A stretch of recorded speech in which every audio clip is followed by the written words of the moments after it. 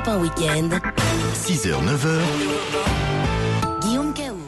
De la rentrée scolaire. Vous avez peut-être remarqué hier ces agendas mentionnant les fêtes musulmanes, les agendas Qataras, qui signifie pont en arabe. Ils s'adressent d'abord aux musulmans de France, mais pas seulement. Reportage européen de Walid Berissoul.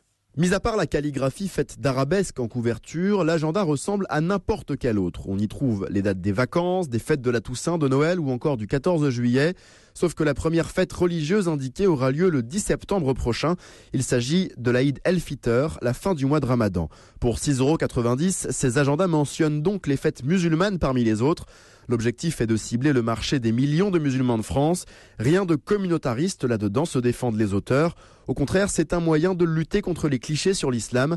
Lionel Dejahan, cofondateur du projet, en est convaincu. Les préjugés existent quand les choses ne sont pas expliquées. Donc à partir du moment où on explique une fête religieuse, à quoi elle correspond, ça permet de la comprendre. Il y a une date le 10 septembre, certains la connaissent, d'autres la connaissent pas. Le 10 septembre, ça marque la fin du Ramadan, c'est l'Aïd el-Fitr.